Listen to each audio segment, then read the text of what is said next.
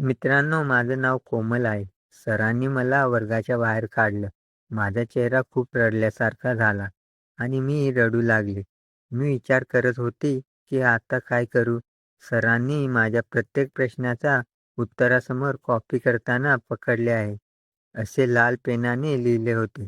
त्यामुळे आता मी नापास होणार होते. थोड्या वेळाने पेपर संपला आणि सगळी मुलं निघून गेली. मी तेव्हाही बाहेरच उभी होती. मला मात्र खूप भीती वाटत होती, कारण मी नापास झाले तर पप्पा माझं लग्न कोणत्याही मुलासोबत लावून देणार होते. कसंही करून मला सरांची माफी मागायची होती. त्यामुळे मी सरांची माफी मागण्यासाठी सरांच्या ऑफिसकडे जाऊ लागले. सरांचे ऑफिस दुसऱ्या मजल्यावर कोपऱ्यात होते. तिथे थोडासा अंधार होता. तेव्हापर्यंत कॉलेजमधले सगळे शिक्षक निघून गेले होते. जवळपास कोणीही नव्हते. हळू मी सरांच्या ऑफिसमध्ये गेले. तेव्हा सर पेपर लावत होते. मी दरवाजा वाजवला आणि विचारले, "सर, मी आत येऊ का?" सर म्हणाले, "ये." मी घाबरत आतमध्ये गेले आणि सरांना म्हणाले, "सर, माझं चुकलं, मला माफ करा.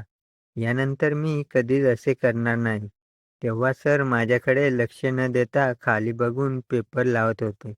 मी पुन्हा म्हणाले, "सर, तुम्ही मला कोणती पण शिक्षा द्या. मला ती शिक्षा मंजूर आहे. पण प्लीज मला नापास करू नका." मी फक्त एकाच प्रश्नाचा कॉपी करत होते आणि त्यात मी पकडले गेले. मी खोटं बोलत चालले होते. सर काही न बोलता ते त्यांचं काम करत होता.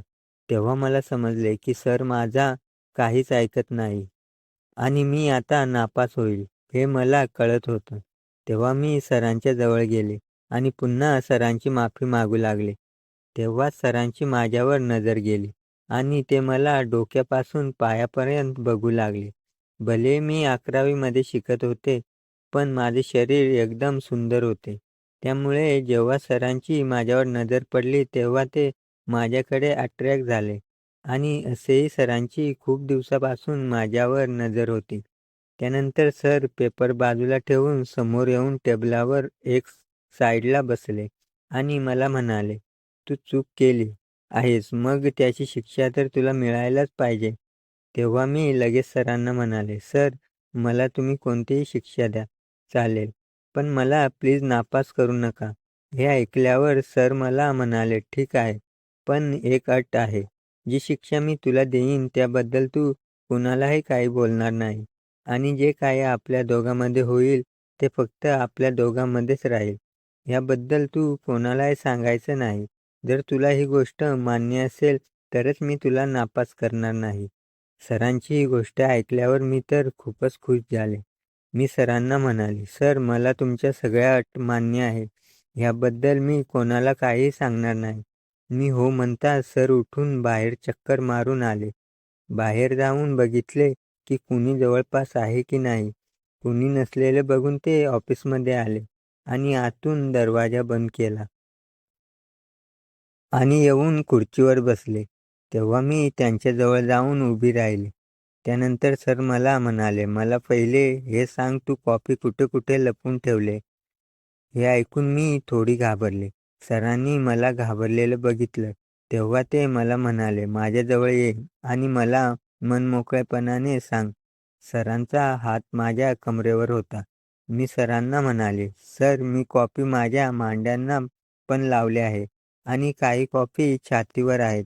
त्यानंतर मी माझ्या छातीकडे इशारा केला. त्यानंतर लगेच सर मला म्हणाले, "दाखव, बघू तू कॉफी कशी लपवली आहेस." तेव्हा मी एकदम गप्प झाले. मी काही बोलले नाही. तेव्हा सर पुन्हा म्हणाले, "घाबरू नकोस, इथे माझ्याशिवाय कोणीच नाही. मला दाखव." त्यानंतर ते माझा हात ठेवून चोळू लागले आणि मला खांद्यावर खाली वेगळ्याच नजरेने बघू लागले. मला कसेही करून पास व्हायचं होतं. त्यामुळे माझ्याकडे आता सरांचं म्हणणं ऐकण्याशिवाय दुसरा कोणताही प्रश्न नाही. त्यामुळे पहिल्यांदा मी माझ्या छातीवरची कॉपी काढून सरांकडे दिली. सर तेव्हा माझ्याकडे खूप बघत होते. त्यानंतर ते मला म्हणाले, "अजून कुठे-कुठे लपवले आहेत?" त्यानंतर मी माझ्या मांडीकडे बोट केला. तेव्हा सर मला म्हणाले, "दाखव बघू, तू अजून कॉफी कुठे-कुठे लपवली आहेस? मला ती सगळी जागा बघायची आहे." तेव्हा मला काहीच समजत नव्हतं, की मी आता काय करू? पण मला नापास देखील व्हायचं नाही. मला नापास होण्याच्या भीतीने मी माझं मन घट्ट केलं आणि विचार केला, की काही झालं तरी मला फेल व्हायचं नाही. त्यानंतर हळू मी माझा ड्रेस वरती केला आणि सरांना माझी गोरी मांडी दाखवू लागली. सर ते बघतच राहिले. मी जसं वरती करत होती, तशी माझ्या मांड्यांना कॉपी बांधलेली दिसत होती. त्यामुळे मला ड्रेस पूर्ण वरती करावा लागला. माझ्या दोन्ही मांड्यांना कॉफी बांधलेल्या दिसत होत्या. त्यानंतर सर कॉफी काढत माझ्या गोऱ्या मांड्यावरून हात फिरवू लागले. मी आता थरथर कापर होते. मला खूप भीती वाटली. माझं हृदय खूप जोरजोरात धडकत होते. आता सर दुसऱ्या मांडीवरची कॉफ्याचे चीट काढत माझ्या मांडीवरून हात फिरू लागले. त्यानंतर सर म्हणाले, "दोन्ही हाताने ड्रेस वर कर." मी ड्रेस कमरेपर्यंत पकडला, ज्यामुळे स्पष्ट नको ते दिसत होते. सर खुर्चीवर बसले होते आणि ते माझ्या मांड्यावरून हात फिरवत होते. सरांनी त्यांच्या दोन्ही हात माझ्या दोन्ही मांड्यावर ठेवले. मला खूप भीती वाटत होती आणि माझे डोळे बंद होते. त्यांच्या हाताचा स्पर्श मला जाणवून घेत होते. अचानकच सरांनी मला उचलले, ज्यामुळे मी खूपच घाबरले. सर मला म्हणाले, "मी तुला आतल्या रूममध्ये घेऊन जातो. तू अजून कुठे कॉफी लपवली आहेस?" मी म्हणाले, "नाही सर, मी अजून कुठेही लपवली नाही." सर मला म्हणाले, "एकदा मी तुला रूममध्ये घेऊन जातो, कारण मला तुझ्यावर विश्वास नाही. मला स्वतःला चेक करावं लागेल." त्यानंतर त्यांनी मला रूममध्ये नेऊन एका बेंचवर झोपवले आणि मला म्हणायचे, "बस थोडा वेळच मी सगळं चेक करतो, की तू कुठे चिठ्ठी लपवली आहेस की नाही." असं म्हणून सर माझ्यासोबत ते सर्व करू लागले. पण सर काही ऐकत नव्हते. सरांनी माझे कपडे काढले. हळू सरांनी मला तयार केलं. सर जे पण बोलत होते, ते मी ऐकत होते. ते माझ्यासोबत त्यांची वासना पूर्ण करत होते आणि मला पण ते आवडत होतं. सरांचं वय जास्त होतं, पण त्याची भूक आणि ताकद अजून पण कमी झालेली नव्हती. 1 तास नॉनस्टॉप केल्यानंतर सर्व झाल्यावर सरांनी माझ्या हातामध्ये पेपर दिला आणि म्हणाले, "हा पेपर तू घरी घेऊन जा.